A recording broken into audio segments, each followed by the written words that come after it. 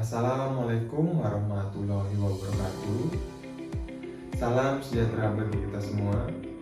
Perkenalkan, nama saya Ibu Tutomi Eka Nitama dari mahasiswa Universitas Terbuka Prodi PGSD dengan NIM 8570431443. Di sini saya akan melakukan kegiatan praktikum IPA mengenai indera pendengar dengan dosen pengampu Bapak Catur Ahmad Noviadi, SSI MPD. Selamat menyaksikan. Kepekaan indera pendengar manusia. Tujuan percobaan untuk mengetahui kepekaan indera pendengar seseorang. Alat dan bahan: 2 sendok makan, 2 mangkok, dan sapu tangan dan kapas. Landasan teori. Telinga merupakan alat penerima gelombang suara atau gelombang udara, kemudian gelombang mekanik diubah menjadi impuls dan diteruskan ke korteks pendengar melalui syaraf pendengaran.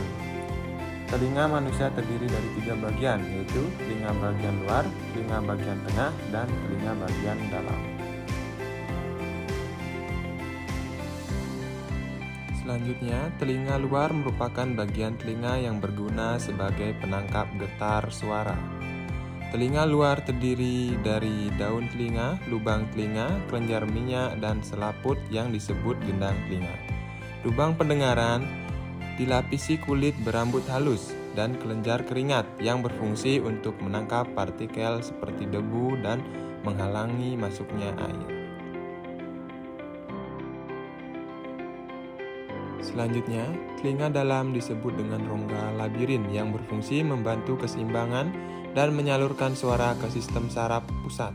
Rongga ini terbentuk dari labirin osseus, yaitu rangkaian tulang temporal, dan labirin membran, kantong dan saluran membran.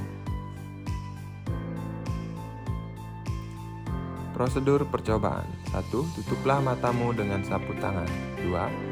Kedua teman yang lain masing-masing memegang sendok dan mangkok. Tentukan jarak antara temanmu yang ditutupi matanya dengan Anda yang memegang sendok dan mangkok. Misalnya pertama 1 meter, kemudian 2 meter, dan seterusnya. 3.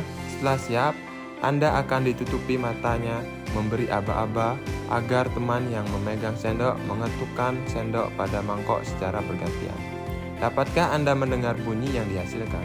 Dapatkah Anda mendengar dengan lebih naik? Kemudian, sumbatlah telinga kanan dan kiri secara bergantian dengan kapas. Dapatkah Anda mendengar dengan jelas? Telinga mana yang dapat mendengar dengan baik? 5. Selanjutnya, bergantian dengan teman Anda. Ulangi kegiatan seperti yang Anda lakukan sebanyak 4 kali. Ujilah kemampuan telinga teman Anda. 6. Hasil observasi Anda kemudian masukkan ke dalam tabel 6.1. Kedua teman yang lain masing-masing memegang sendok dan mangkok. Tentukan jarak antara temanmu yang ditutupi matanya dengan Anda yang memegang sendok dan mangkok. Misalnya pertama 1 meter, kemudian 2 meter, dan seterusnya. Setelah siap, Anda akan ditutupi matanya, memberi aba-aba agar teman yang memegang sendok mengetukkan sendok pada mangkok secara bergantian. Dapatkah Anda mendengar bunyi yang dihasilkan? Dapatkah Anda mendengar dengan lebih naik? Kemudian, sumbatlah telinga kanan dan kiri secara bergantian dengan kapas. Dapatkah Anda mendengar dengan jelas? Telinga mana yang dapat mendengar dengan baik? 10. Selanjutnya, bergantian dengan teman Anda. Ulangi kegiatan seperti yang Anda lakukan sebanyak 4 kali lagi.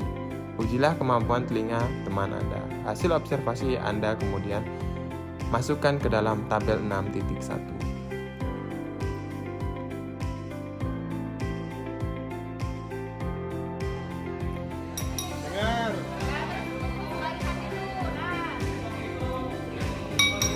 Dengar.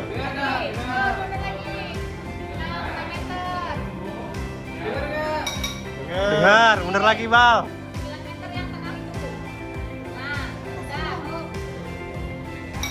Dengar. Mundur lagi, Bal. Dengar.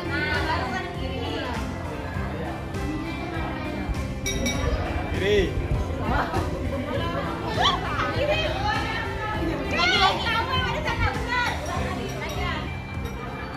Ke kanan. Ya, benar. Maju lagi.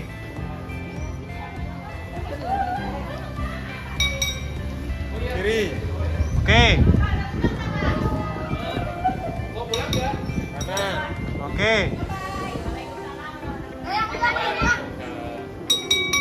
Kiri. Hasil pengamatan. Jarak 1 meter terdengar keras sekali. Telinga kiri terdengar jelas, telinga kanan terdengar jelas. Jarak 3 meter terdengar keras. Telinga kiri terdengar jelas, telinga kanan terdengar jelas. Jarak 6 meter terdengar jelas. Telinga kiri terdengar agak jelas, telinga kanan terdengar masih jelas. Jarak 9 meter terdengar jelas. Telinga kiri terdengar kurang jelas, telinga kanan terdengar masih jelas. Jarak 12 meter terdengar jelas. Telinga kiri terdengar kurang jelas, telinga kanan terdengar kurang jelas. Dari keterangan tersebut, bahwasanya telinga kanan mendengar lebih baik daripada telinga kiri. Sekian video dari saya ucapkan terima kasih.